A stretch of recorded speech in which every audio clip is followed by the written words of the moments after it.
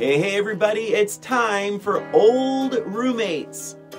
Today on the show, we revisit the 1991 Disney classic, Beauty and the Beast. So grab your magic mirror as we take a look at this movie right now.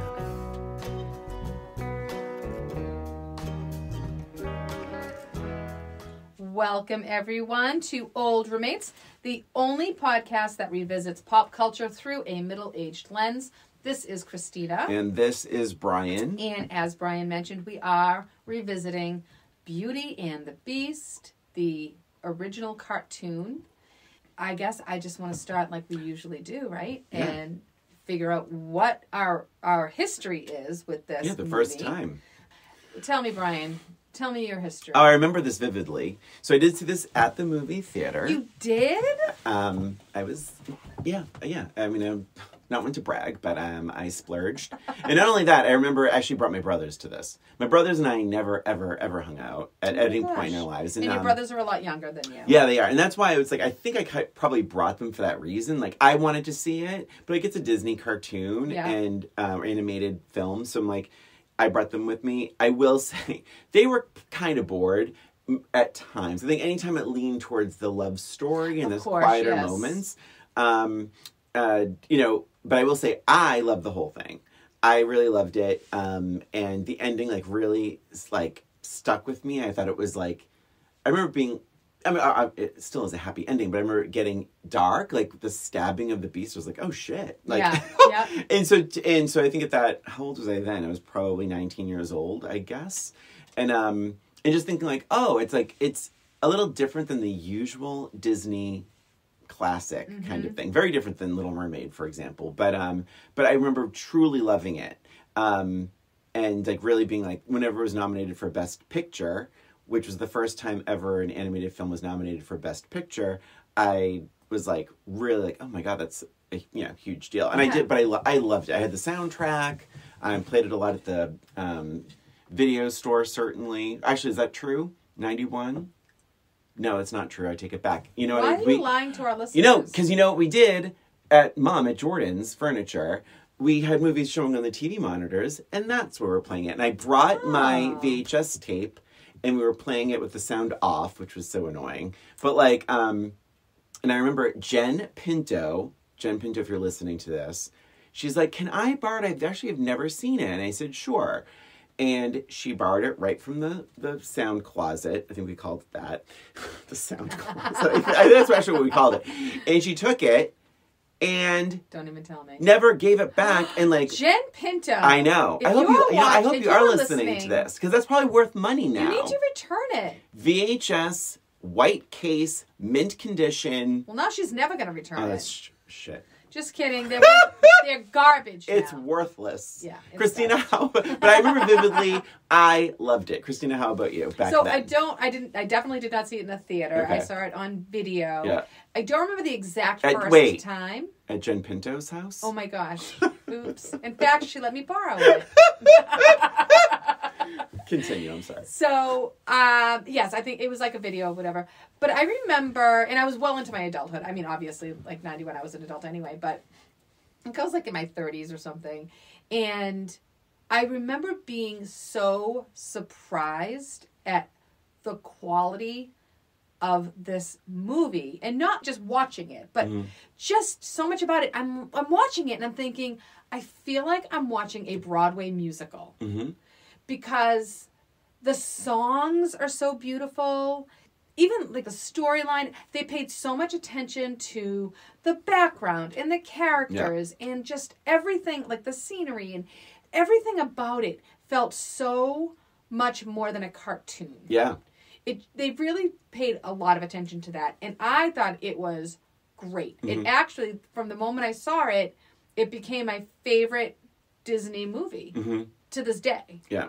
Even in comparison to other Disney movies, the main character had a lot more to her. She had more brains. She was not just falling for the good-looking guy. I loved the whole message behind it, that beauty is from within and all that. And it was throughout. It wasn't just the Beast. It was Gaston. And to me, I was just floored by it. I thought it was just so interesting and multi-layered. So I loved it. Yeah. I really loved it. When did you rewatch it? So I rewatched it just a couple of days ago, actually. Oh, okay. Well, I was waiting because Emily wanted to watch it with me. And again, this is like the problem. Like, Emily wants to watch it. And so I'm waiting. And then we never end up doing it. And then I found out the other day she'd already watched it alone in her room. I'm like, what? The hell? Like, you're supposed to be watching it with me. No. This is why. So annoying. No. This is never, why you don't have never kids. Never.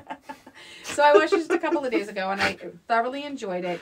But I will say, like, the last time before this, it wasn't a super revisit because it was probably like 10 years ago that I watched it. Oh, yeah. I mean, for me, this is I hadn't watched it in decades. Yeah. So tell me about your rewatch. So I watched it like 5 days ago with Carl. Carl had never seen it, and this is weird. Oh my gosh. Carl had seen the Emma Watson one, the live action one with Luke Evans, who I love.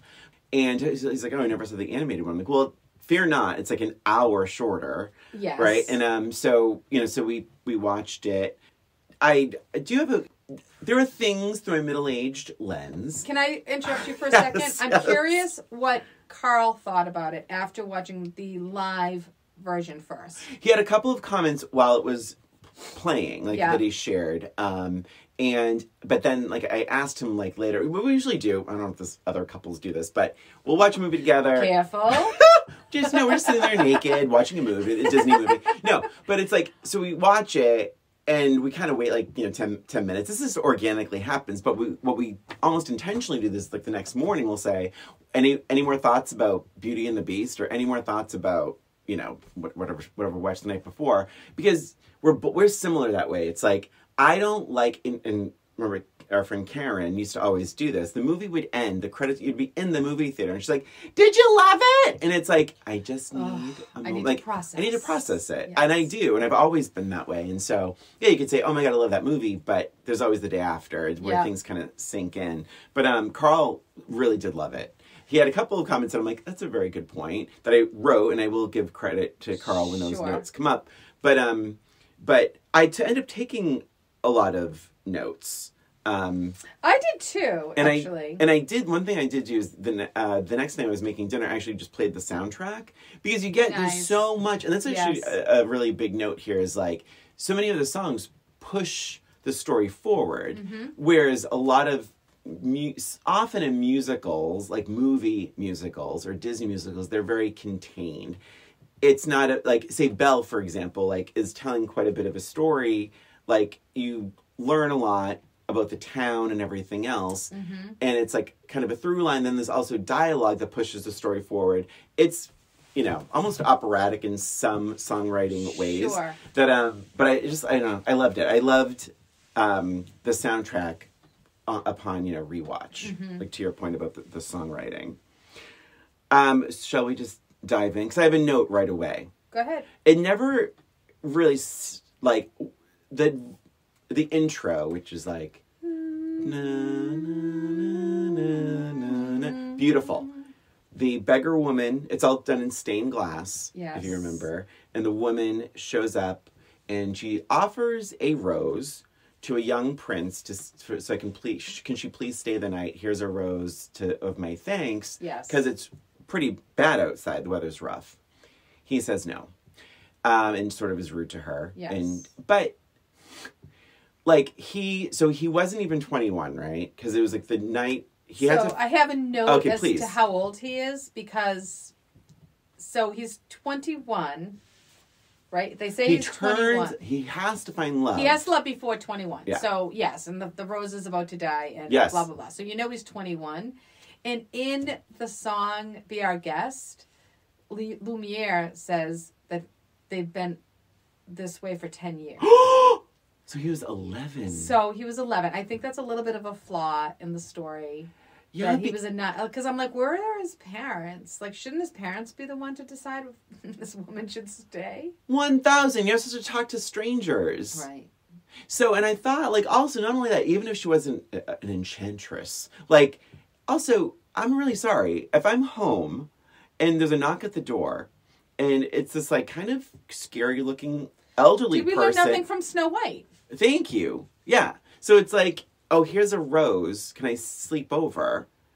I'm like, is the garage okay? Like, I mean, Right. like, I don't know. I don't know you. You might have Right. bugs. You might kill me in my sleep. I don't know. So I don't know if Prince, what's his name? I mean, it is. So he doesn't. I did this research. Okay. They never say his real name Oh. in the movie, and they never really say it anywhere. Yeah. And they say, like, master, right? They say Master and the Beast, yeah. Yeah. But I guess there's some sort of Disney trivia, which it is revealed that his name is Adam. Oh, okay.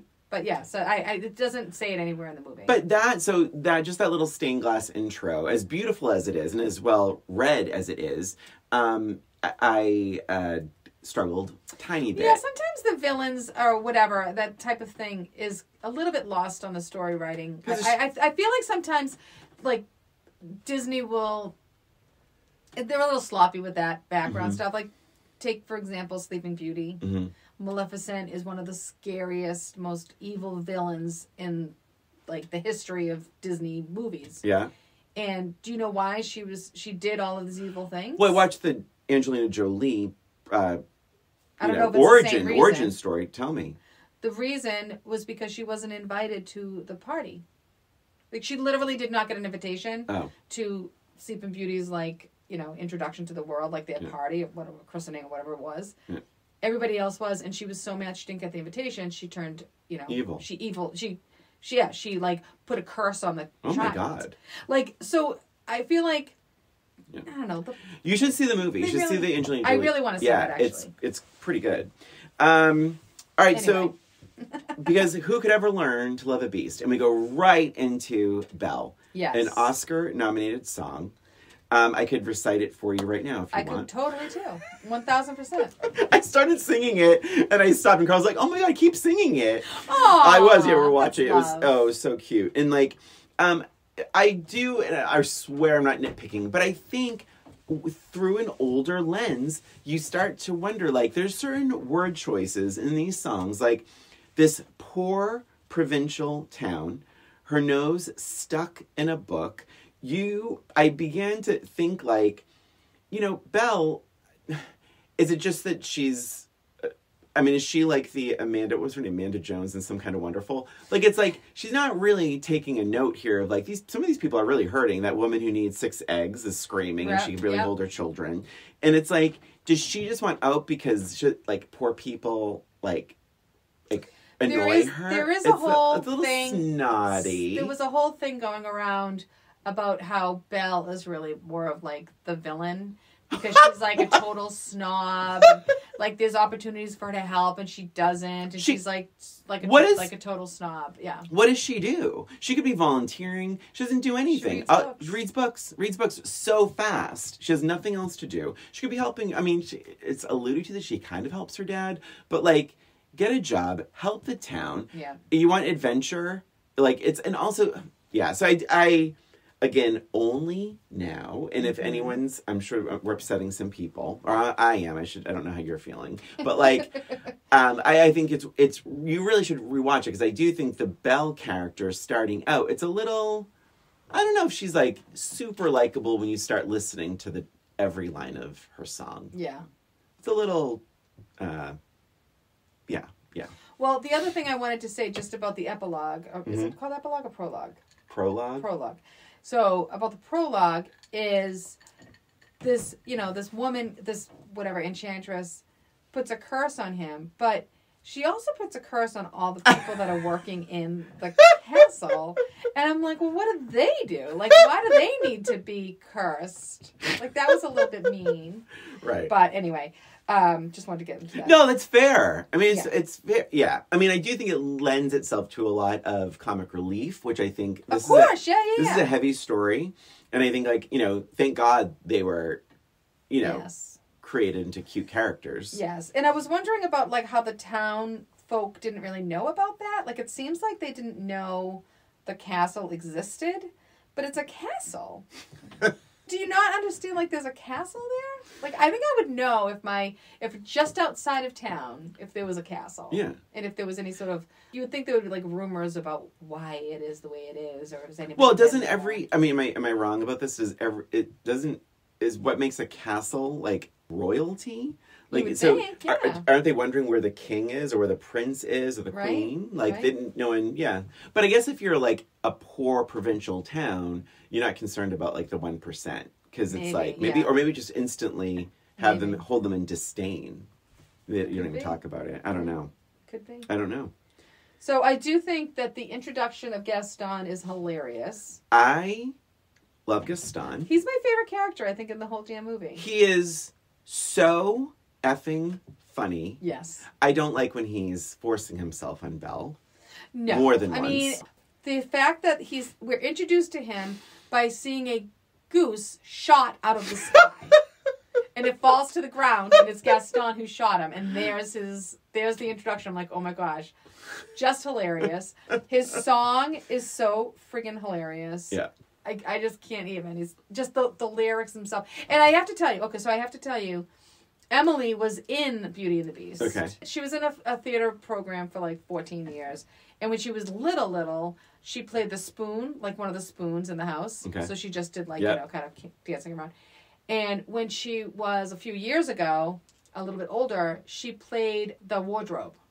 Oh, cute. So she had she had a good role. So I was, familiar with all the songs and stuff like that, even more so just from that.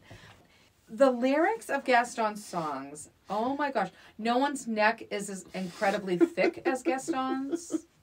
And every last inch of me's covered with hair. Which, not for nothing, I was like, oh. I remember then and now being like, oh, that's a little hot. A little bit hot, yeah. For a cartoon character. I use antlers in all of my decorating. That's the line I have written down. Is so damn funny. He's so great. He's just so self-centered. Well, exactly right. Because he's so obsessed with himself that it's like the self-contained villain. Like there's no real he's not trying to really screw anyone over. He's just so in love with himself that he just wants the best. He just wants the best. The best, and Belle's the best. Belle's the prettiest, best. So she's the best. Today's her lucky day. I'm sorry, no, this is her lucky day. I do think it's funny that like the 3 blonde triplets. Yes. I mean, he could probably just have a 4-way with them any day of the week, but it's not. I mean, it is funny because they're just like ooh and ah over him. Yes, I love. They're all amazing, and I but he is a great character. He really is. Yeah. He really is. Because I used to think like Scar from The Lion King was my favorite Disney villain of all time, but like watching this over, I'm like, oh, Gaston, he's funny. He's fun to watch, and then he also has that turn where he basically commits her father to an insane asylum, which is so awful and dark and weird. So oh my gosh, terrible. So he's blackmailing her to marry him, and oh my gosh, and then he wants to kill the beast and all this. I mean, that was more. I feel like killing the beast. Yes, there's some jealousy there. But I think for him, he was just like, I'm just manly man. I'm going to kill the beast, He gets, like, truly blinded by his own self-worth in a way. It's like, wait, what? She's picking him over me? Like, it's almost like Belle is irrelevant. Yes. It's just like anyone not appreciating him is the enemy. Definitely. And, I mean, because really, at one point, he looks at Belle like the enemy, and that's why he commits her death. It's like, well, then I'll give her no choice. How can she reject me? And that it makes it so... He's just so shocked. Shocked and shallow, and it's really... I don't know, and yet it's still pretty funny.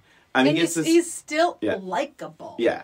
You still like to see him. Yeah, even when I hate to say this, but even when he stabs the beast, he's just like in a blind self-obsession. It's really done well. Yeah. But certainly the insane asylum stuff and the stabbing and all that. Like, I remember, do you remember sitting there back then and now being like, a family film. Like, imagine explaining to you. I wanted to look up the rating. Is it G or PG? Oh. Because I wanted to I'm going to look it up right now. Because I thought it was G, but PG would make more sense. I mean, you shouldn't have to explain to your children. Because there's a lot of darkness in this movie. That's what I said. That's why I said the thing about the objects. Yeah, the comic relief. Those things that you were mentioning, and also the wolves. Yes. attacking. That was very scary. Yeah. For a young child especially, but even just like watching it now, I'm like, they're scary. I will say, I think, and I have this note somewhere, I do think that no disturbing scene goes on too long. Really. True. Because like, even the asylum guy, it's very brief. And I'm not sure how many kids understand what a sanitarium. Asylum. Yeah, right. It's like you shouldn't have to worry. I hope it's PG, because you shouldn't have to explain to a 5-year-old what an insane asylum is. It is G. It's G. See, I think it's a bit heavy. That's for G. all ages. I here we go with our Jaws conversation, right? It's like it is like this is. I think you're right, Christina. I think it's like this should be relooked at and probably given a PG. Yes, and he stabs him in the back. Lion King is also G, and I think that was very violent. I wonder if that's different because it's like the animal kingdom. Yes, but if you remember, and we've talked about every Disney movie so far, so let's talk about Lion King too. If you remember correctly, when they fight, they're up on their hind legs and they're doing it. They almost look human-like. Okay. Because they are using their hands. Yeah. The listeners can't see it, but I'm using my hands. I'm fighting like a lion. Yes. But I remember it being very real, humanish. When oh my God, what the hell is his name? Mufasa dies. I mean, Scar throws him off the cliff. Yes, and he could have helped him. He lifts him and throws him. Yeah. And that's premeditated murder. And then he's trampled and the whole thing and the dust. And that is scary, tragic, sad. I mean, that's pretty intense for a kid. Yes. I do think Beauty and the Beast, I think it's more of like the tone. And sure, you could say, well, it goes right over kids' heads. But not every kid. And what if the kid says, Mommy, what does that say on the wagon with the bars on it? Yeah. Like it says asylum. I mean, they probably feel like it's jail. Yeah, sure. Right? Why is he going to jail, Mom? Right. I mean, I don't know. And then, and then Gaston stabs the beast behind his... You see the knife coming out of him. I mean, I don't know. It might be worth taking another I do look think at that the rating. Beast put his hand on Belle's ass at one point in time. I'm just kidding. Well, Gaston in the house with her. Yeah, when he's... just like the blackmail and even just shooting a goose out of the sky. Like Carl violent. gasped, but it's like a shock laugh because it's like remember it's like this beautiful moment in the day and it's like the birds are flying overhead. Yeah, and it's like isn't it amazing? And then Carl's like, oh my God. But it's it's so good though. I do think, all right, so I'm jumping all around as we do. So Belle does say, I want adventure in the great wide somewhere. Yes. Okay. What is the message? Because she ends up living in a castle. Truly, the ending. Town. Yeah. And so... Is it that, because she's like, oh, in this book is, there's swashbucklers and magical spells and all these things. So she ends up essentially living this crazy fantasy adventure through her love of the beast. Does that mean that she's like, I'm good. I don't need this adventure anymore. Or does she really think that living in this protected castle with a giant library is the great wide somewhere? Maybe just she feels like now that she has love, she doesn't need that anymore. Okay. I don't know. Yeah. You'd have to ask Belle. Maybe I will. But also she escapes all of that through books. So, and remember in the castle, he had millions of books. Millions. So maybe being in the castle just reading books is enough. Maybe. She also was looking for her equal, intelligent-wise. I love that you're struggling. I know. I love that it too. Wait, what's the expression? Her intellectual equal? Her intellectual equal. Glad I could help you with that. No problem. So I think that's part of it too. She didn't love being in this little provincial town. Poor provincial town. But let's not forget that. I think it was mostly she didn't have anything in common with these people. And they clearly didn't have anything in common with her either because they thought she was strange and unusual. You know what? You're right. That is fair. Yeah. Because I do have a note here. She's kind of judgy, a little classist. and to call these people poor, and to not even take your head out of the book. Like, she does say, "Good morning, monsieur," and all that kind of stuff. Yep. But she's very judgy. Like, "There goes the baker with his tray." Like, it's like very dismissive. Mm-hmm. And, maybe offer to babysit for the woman that has the Right. 6 children and all that kind of stuff. But I don't know what she does all day. But I think that through my middle-aged lens, that is something I sort of tripped up on. When this movie was over, I was like, did she find the great wide somewhere she was looking for? I don't know. Not super clear. My next note is controversial. Oh boy, okay. Philippe, the horse, Oh my god, it's probably the same note that I have. is the worst horse I think I've ever seen in a movie. What do you mean? He is the worst. He's so jumpy. I feel like he runs away. He doesn't listen to his owner. I think he's a little bit more realistic than any other horse in a Disney movie. Usually the horses are just like, la-di-da-di-da, I'm just going to go. Like a real horse, if he's spooked, he runs. But maybe that's my point. Because most horses in movies listen. Do they? They do. In Disney movies? In Disney movies, yes, you're right. Horses typically don't have too much personality. Maybe like a goofy, like a noise like that, or like as for comic relief. Tangled, he was a very, very main character in Tangled, the horse. Did you ever see Tangled? I did. A while back. But, what was your note about Philippe? So my note was, I thought it was really funny that they're going to the fair or whatever to sell this guy's invention, and they get lost in the woods, and Philippe wants to go the safe way, and the father is like, no, go this way. This is going to be a shortcut. And he clearly did not want to go that way. The horse did not want to go that way. But he goes, because he was listening to the father. He goes. And now they get attacked by, wolves. And the first thing he says was, this can't be right. Where have you taken us, Philippe? And I'm like, what the hell? You made him do this. Yeah. It was very mean. I think I did catch that. Yeah. Yeah. That's and then I just wrote, I don't blame Philippe for taking off on him after all that. After being blamed. I mean, he is essentially leaving Belle's father for dead.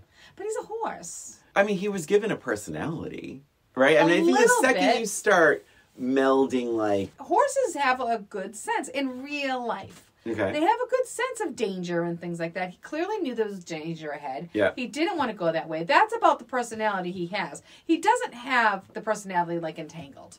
He was acting like just a horse. Okay. I feel like he was just acting like a horse. I just was not impressed by Philippe. So sorry. So now we have Belle switching places with her dad in the dungeon. However, she quickly realizes that he's like, oh no, you have a room, my dear. So I'm going to bring you to your room. She's super upset about this. Like, she's like, oh, my room? But then he brings her, and it's like a pretty nice room. Let's be honest with ourselves. Then he invites her to dinner at the request of the objects, right? And he's like, for you to, and he kind of like growls at her. Yeah, and it's actually pretty cute. It's cute. You're not ever afraid when the two of them are together. Like, he instantly sees Belle and he softens. So he invites her to dinner and closes the door. And Belle is like, oh, dinner. Oh, and like she gasps and throws herself on the bed and starts crying. And I'm like, I don't know about this. Her father was just thrown out of the castle. He was, oh my gosh, you gotta give this girl a break. So she shows up. First of all, the beast was very unreasonable to the old man. Can you just kick him out? Like, you don't have to keep him as a prisoner. Yeah. He didn't do anything wrong. He was cold and wet and he was trying to find a place to stay. He could just say no and be like, no, get out. And that'd be, but no, he takes him as a prisoner. And then Belle shows up. Her father is in jail. Mm-hmm. She sees this mean beast. And he's like, fine, I'll keep you as my prisoner. What do you expect her to be like, oh, okay, sure, I'll have dinner with you. Like, you just basically killed my father and keeping me prisoner against my will. So how is that different? Let me ask you this. How is this different than what Gaston is wanted her to do? At least Gaston is asking her to be married, and she says no. You are forgetting a very important part, Christina, in your synopsis of lies. What's this? She says, take me instead. You Yes. left that part out. That's right. That's a big deal because guess what? She is in control of that narrative. Okay, but she didn't want. It's only because he was like forcing. He was like forcing her. He's No. still forcing her because either he keeps the father or he keeps her. It's not her free will of staying with him. She said, take me instead. Instead. Yeah. Yeah. And I think, listen, I didn't write this, but it's like... You sound like you did. I just think that, like, what did she think? She was she just being foolhardy, and she's like, take me instead, and what, she didn't mean it? Or it's like, and then instead of the dungeon, he puts her up in this room, beautiful room. She could formulate a plan. And by the way, let's not forget, she says, deal or no, I'm out of here. And she storms out of the castle. Yep. He told her to get out, and I believe he meant get out of the castle. I believe he meant just get out of here. Oh, I don't think so. I think he was just pissed. Get out of the room. Yeah. Well, get she out of the West shouldn't- Wing. She shouldn't have She been went there up in the first place. Night one. Yeah. She goes exactly where she wasn't supposed to go. Yep. And not only that. I know. I had a big problem with that too. She takes the fucking glass cover off the rose. What is wrong with her? That's so. I would be so mad at her. Oh my God, I would have said the same thing. One. This Yeah, is night one. I know. I did feel like, okay, let's see. Oh, and then here's the other thing. So sorry, I'm going back a little bit with my notes. Oh yeah, sorry. So with the beast, why couldn't he just throw her in the cage with her father? She has no bargaining power whatsoever when she's there. If I was the beast, I'd be like, fuck you, you're going right back in the cage with him. Yeah, that's true. Now we have 2 prisoners. I don't remember what Belle's argument was. Is he sick? Is the dad sick? Because or cold, he was or... old and that kind of thing. Okay.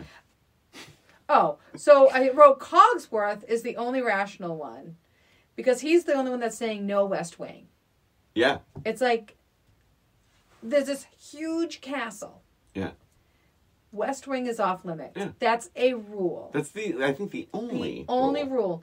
And that's literally the only place she went. Yeah. So it's not that difficult to obey this. Belle kind of thinks she's above it all. Yeah. And I agree. I think that was part of the things that they were saying too. Yeah. I mean, I don't, yeah. I mean, to me, I don't know the meme or video you're referring to, but I remember just being like, I wonder what Christina's thinking about this moment. Yeah, no, I never liked that. I think it would have been better if she had more of a maniacal way of thinking, like, ooh, he's hiding something. Maybe I can find what he's hiding and use that as a bargaining tool to get out of here. Yeah. Right? I mean, wouldn't that have made more sense but also, than just like, ooh, he said no, I'm going anywhere. But I wonder... Plus, she knows he lives up there. Why would... You hate this guy or this beast. Yeah. Why would you want to go where he is? Well, there's a lot of problems with her there's a lot of problems with that. And I want to remind you, even when she does just walk out, she just walks out. Like, it was not hard for her to, quote unquote, escape. Yeah, there's no locks I don't know. or anything. Yeah. I mean, I don't know. It's like, I don't know. I know people like to bring up Stockholm Syndrome with this movie, and, you know, I don't. After a couple of hours, it's not Stockholm. So the other thing is, you know, she leaves, and it's like all these wolves and all this kind of stuff or whatever. I was thinking, all right, so why couldn't she just leave during the day? Like, does it happen in the middle of the night? Yeah, it's like I'm gonna wait till it starts until there's a Around blizzard. Midnight. I want to like wait till there's a blizzard till it's the dead of night, and then, I have and my wimpy horse, who's afraid of everything. Oh my God. So my next note is I found it's a little bit of a negative. I want to be clear. I loved, as much as I'm criticizing, I still loved it. Me too. But Be Our Guest does go on a little too long, and I don't know if it's because it's like I'm just watching this in my living room, and you're just kind of looking at it, and as I was saying about Belle, the song, and even Gaston to a point where I feel like those songs move it a bit forward. Where I think Beauty and the Beast is, Be Our Guest is just a bit more spectacle. It's just, that's all and it is. I was a little bored, just a little. It's funny you say that because I remember feeling that way when I first saw it. Oh, I didn't, definitely. Yeah, I remember feeling like that song was a bit long. It wasn't my favorite. Yeah. But since then, since I've seen it, Yeah. since then, I've grown to appreciate it a lot. Yeah. So I do like it. But yeah, I agree. It's a bit long. Yeah. Mrs. Potts clearly has a favorite child. Go ahead. Oh my gosh. Yes. She yes. keeps all of her kids in a cabinet except for Chip. Chip gets to like do whatever he wants. Chip goes everywhere. Chip, who is clearly accident prone, hence the name. And he has a little chip right? on him, yeah. And so, but he's allowed to just hang out all the time. The other kids are all in the cupboard. Yeah, that's very strange. Can I jump for a second? Let me just say one thing about Being Our Guest. I was really happy that she acknowledged their performance. Like, I thought that was really cool. She's like, that's wonderful. And I'm like, oh my gosh, that's so nice. You don't see that type of thing. That's true. Often. It's almost like they speak, sing, and it's just part of it. Yeah. But that's true. Go on. She can be polite when she wants to be. Oh my god, you hate Belle. No, I don't. I actually really like her. You remind me a little bit of Belle. She used to be my favorite Disney princess. Who is she now? She might still be. Oh, I do love Ariel, but I can't stand Ariel. So you can revisit our Little Mermaid revisit. Yeah, what number was that? I want to know. Okay, it was early. I think it was in the 60s. So yeah, let's see. I do love the sparring after the wolf attack. I like their banter. It's very cute. It's really cute. Yes, it definitely takes like a turn. It's very cute. I agree. There's like a lot of chemistry there. And just like her trying to, tend to his wounds, and he's like being kind of a baby about it. Really cute. Also, real quick, do you know who played the Beast? Robbie Benson. Yeah, Robbie Benson. Do you remember him? I do. I couldn't name like 3 things he was in. So he was in. He was like a teen idol. Yes, he was like a teen idol. He was in Ice Castles, and he was in a TV movie, Ode to Billy Joe. Okay. And he was one of my first crazy crushes when I was a kid. I mean, Jesus. Ice Castles. We should revisit that. Oh, that would be good. Oh my god, I remember that movie. Yeah. I feel like he was around the time of like Christy McNichol. And, yeah. But I had pictures all over in my room, and yeah. You really liked Robbie Benson. Oh, I loved Robbie Benson. Yeah, he was like one of my favorites. Huh. Yep. I do have a really quick. Knowing how did she get him on the horse? Oh my god, that was always a even criticism then, too. even I'm back like, then, this it guy bothered is like me. 6 times your size, and you're gonna lift him up on a horse? No, thank you. You're No, no that's way in not gonna hell. happen. And Philippe's not gonna help. So that's a little bit of a flaw there. So I did have one issue, just one, with the Beasts singing, and it is one line. Okay. So it's something that wasn't there before. That's the song. It's a cute song. I'm going to try and do this the way the Beast does it. He's like, okay. It's like, I forget the first part of the line, but it's like, and when she saw me, she didn't shudder at my paw. Like, it's like his. It's like it's like he became like full theater. Just that one line where he says "my paw," like there's no Beast to be found. Did you notice it? I didn't notice it. Next but now time that you say see it, I can it's hear like it's so jarring, and I'm like, why didn't they say cut? It's like just sound a little more grave, like a little more Beast, because he's good. Well, he sings as the Beast really well. It's just that one little part where he went into Broadway. Oh my gosh, that is really, really funny. I will say I was very, very touched when he released her. Yes. I really felt his pain, and more so now than I ever did, honestly. Like, I'm like, that is a really, really sweet scene. I think before that, I was always like, well, he likes her. Why doesn't he just let her go? Like, oh, you know what I mean? Like, I always had that kind of cynicism. But this time around, I'm like, it was really, really sweet, because you can tell he really likes her now, and and all that. So kind of nuts to live your life, the last 10 years of your life, as a Beast, like all through puberty, your adolescence. Yeah, never a person like to visit you. Sad. Well, he had the cutlery. Oh, that's true. Yeah, all those people. I mean, all those creatures. The ballroom scene is just beautiful, breathtaking. The reflections on the floor, gorgeous, absolutely gorgeous, iconic, beautiful. Really, really, really beautiful. They did really well. But is that night too? Like, is that the second night? Is this all the same night? Yeah. Well, no, because the first night is I feel like some time has passed. Just not a lot of time, but some time. I mean, especially when you think back of like what's happening in the village. Oh, that's true. And also, so and I do think that something that wasn't there before, it sort of suggests a bit of time. Yes. Yeah. Yes. And remember, she reads the book with him. Like there's some time. I'm gonna be really honest. I kind of lost myself, and I was just enjoying it. So my next note is about the attack on the castle. So well, I will say, one of my notes here is her father is the brunt of all of her problems. Explain. He is continuously used as a bargaining chip. With the beast, I didn't think about that. All of it. It's always I didn't think about that. Her father. Isn't that funny? I realized it this time around. I never really noticed it before. But I love Gaston's line. She's as crazy as the old man. Yeah. It's my favorite line, I think, of the whole movie. So funny. God. But I do think that, he's... Oh, okay, yeah. So I'm, at the castle. Yeah, we're at the castle. And I one thing that really blew my mind, do you remember when I think...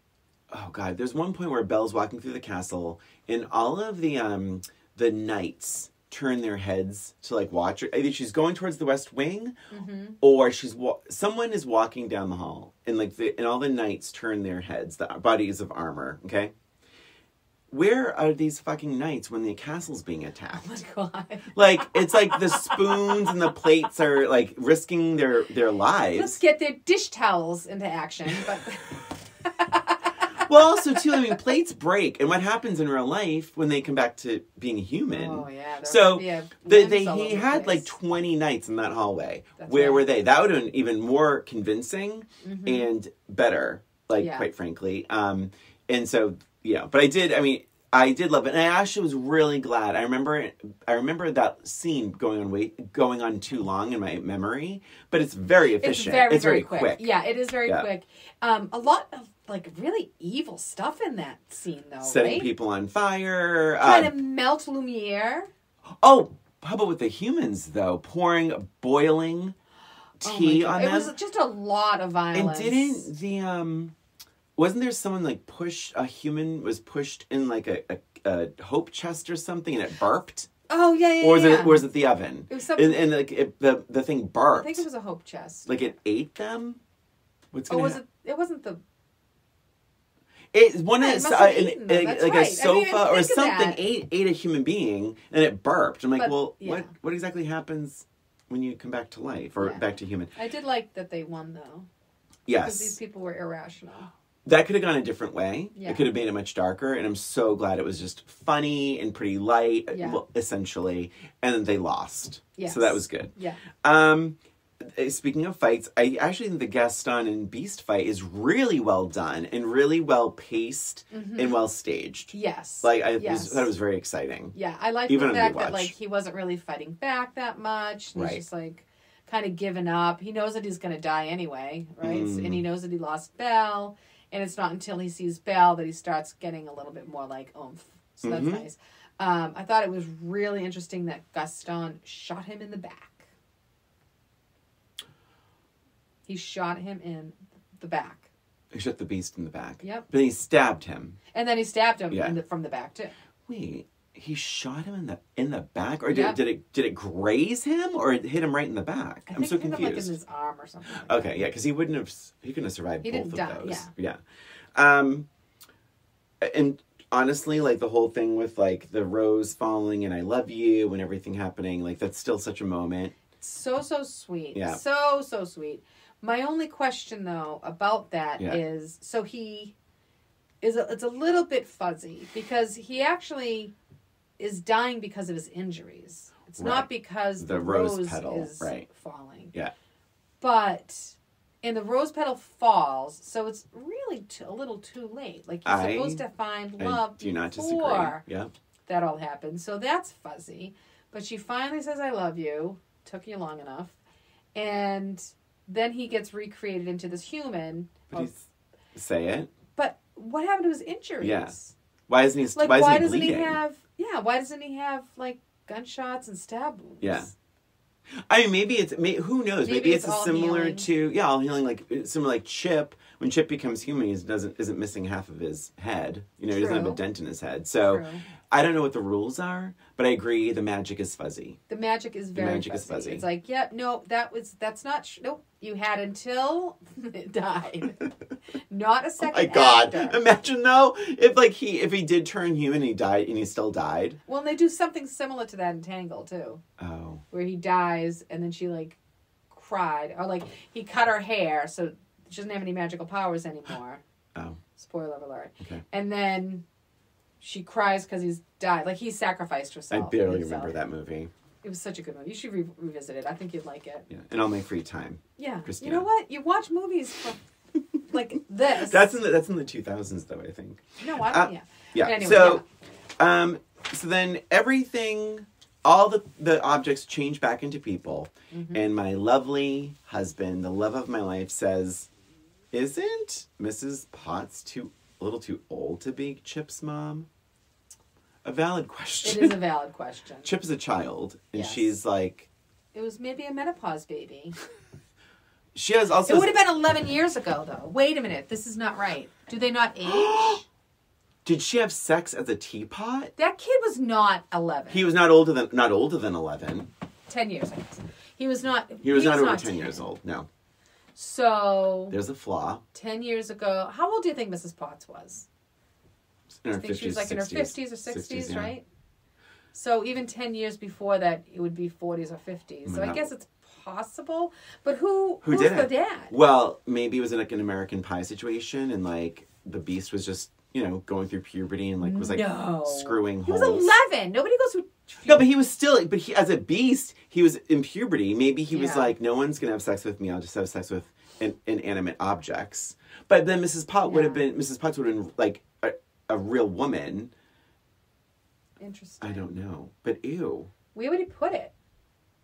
I don't guess know. in the... Well, he probably has a big one, the hole in the teapot. Oh, No, the top hole, not like the spout. But no, but that is another hole in this thing. Yes. Oh, holes. But my. another hole, because Mrs. Potts, Chip is too young. Mm-hmm. That's nuts. See? Yeah. It would have been better if it was just like he was only had a year to find love.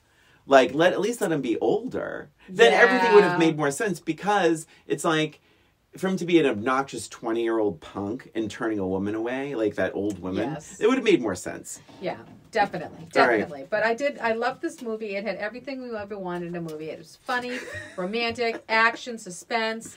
It had a great message. It had twists and turns and thrills and villains and redemption, like all that kind of stuff. It's so good. It's so good. My last note is, well, it's not my last note. It's like the movie is insanely beautiful. Every song is so well written. It's everything's sing-alongable. Yep. And I said I caught myself smiling and laughing a couple times at how much singing there was. Yep. Because it was just went right into another song, and I laughed at one point. And I was like, holy shit! It's like kind of nonstop singing. And I loved it. And I typically don't really like that kind of thing. But it's so well done, so well written. I have a couple of little things that irked me. Carl called it out as well. Like the weather. Sometimes it's snow. Sometimes there's no snow at all. Yeah, and then true. Another thing that kind of comes and goes is Belle's nose. Oh. Oh my God. There's scenes where I'm like, she doesn't have a nose. And because this is hand-drawn, except for the dance, the ballroom sequence, which I think is a mix of CGI and hand drawn. But there's scenes where Belle literally just doesn't have a nose on her face. Gosh, It's a funny. little strange. But that's just my 50-year-old bitterness. How dare you not have a nose? And did you? Oh yeah. I'm sorry. Did you write down who voiced Lumiere? Well, Jerry Orbach. Isn't that insane? I never knew that. I saw his name in the credits. That. And I'm like, holy crap. And for those of you who don't know who Jerry Orbach is, he's... What? He died, yeah. You know what? Oh my God, what? What are you doing? Why do you have to bring down the audience this way? Fine. He did a lot of different things, but he played Baby's father. Oh, very good. I think you're going to say Law and Order. No. Yeah, he was Baby's Husband's yeah. father in Dirty Dancing. He helped Penny after that botched abortion. Who, that'll always be my favorite character of him. Yeah. Although I know I love Lumiere too. Did you have a favorite character? I think Gaston. Gaston, yeah. I mean, the objects, in the castle. I think I like that ottoman, the dog ottoman. Oh God, so cute. So cute. And yeah, so okay, the big question is more, less, or about the same before we get into our match games. Oh God, it's so hard because I loved it. I loved it so much. It might have to be the same. I think the same. I really think more. As much as I ripped it apart just now, like the animation, the songwriting, and there are some real laughs in this from like what we said was a pretty dark story. Really quick, budget $25 million. Wow. Box office $440 million. God. PaigeOHara beat out 500 other actress/singers for the role of Belle. Angela Lansbury didn't think her voice was right for the title song. The filmmakers took her aside and said, "Listen, just sing it how you think, how you would sing it in your style." Yeah. By the time she was done, they were in tears, and they changed it to suit her, and they did it in one take. Wow. One Go take. Angela. Crazy to think that the Celine Dion, Peebo Bryson's version was a hit. Like it was a top 10 hit. And number 3 in the adult contemporary, number 9 on Billboard 100. Again, the first animated film ever to be nominated for Best Picture. This has only happened 3 times. Do you want to guess and it was quite powerful because at that time there were only 5 Best Picture nominees. Interesting, yeah. Do you want to guess the other 2? Is it too animated? Alec, do you want a hint? One was a sequel. Was it Aladdin? No. No. Good guess though. Not The Lion King. It actually wasn't, I don't think. So, I'll just tell you. Toy Story 3. Oh, okay. And Up. Oh. Yeah. So this movie was nominated for Best Picture, Best Score. 3 nominees for Best Song. It was Belle, Be Our Guest, and Beauty and the Beast. And then Best Sound. Do you know what song won for Best Song out of those 3? Belle, Be Our Guest, Beauty and the Beast. I would say Beauty and the Beast. You are correct. Yeah. Christina, I took a note from your book, and I did an FMK. Oh, well, I have a match game. Should I go first? Sure. It might not be, as you would say, it might not be how you would think. FMK. Fuck, marry, kill. Okay. Beast. Okay. Chewbacca from Star Wars. What? And Harry from Harry and the Hendersons. Oh, 2 other revisits that we already we've did. done all. We've Yeah, done all 3. Yeah, I wouldn't have thrown one in there that we hadn't done. All right, so F, marry, kill, huh? Mm-hmm. I mean, this might be pretty kind of easy. I think there's only one real answer. All right. We need like FMK music. Right, oh my dang. God, Christina! Whenever we do an FMK, you should put in like porn music. Oh my gosh! while we're thinking. Maybe I will. I think I am going to do that. It's probably playing right now as we are doing this. I think I will do that. All right, ding! I got Ding! mine. All right. All right, so I'm going to marry the Beast. Excellent. I'm going to F Chewbacca. Interesting. And I'm going to kill Harry. Harry, do you remember his body? He was like muscular. He was kind of a hot body. Like, I don't know. He just wasn't that. I don't know. I You feel just like gonna he'd have be sex just like with him. picking at stuff. Like What? I don't know. He just seemed like a child to me. Oh God! Don't do that. Don't Like say mentally, I felt like he was just like he'd be like, "Ooh, boobies." Oh my God! It would just be annoying. That's my only difference. I said I would kill Chewbacca and F Harry, but yeah, of course, he's marrying the Beast. Yeah, What a guy! He's a good guy. He's a good guy. All right, let's hear your match game. So let's see. So poor Belle. Oh no! She just can't catch a break. Oh no! So they get married. Yeah. But it turns out on their honeymoon, the Beast ended up giving her blank. I got it. Ah. There's a couple answers, but I think this is one. Ding. All right. Poor Belle can't catch a break. On their honeymoon, the Beast gave her... So, I was gonna say fleas, and then I was gonna say mange, and then I was gonna say fur rash. That was a lot of thinking in the matter of 2 seconds. But I said fleas! I said fleas! Yay! That good old switcheroo. Oh my goodness, you're so silly. So silly. That was Beauty and the Beast. A tale as old as time. And that's it for us and for this episode of Old Roommates. Thank you for listening. Please remember to follow us on Instagram or YouTube, where we have our episodes as well as a little extra. And if you have any questions about our show, any suggestions for movies we could revisit, reach out to us at oldroommatespod@gmail.com. Thanks again for listening. This is Brian. And this is Christina. Until next time.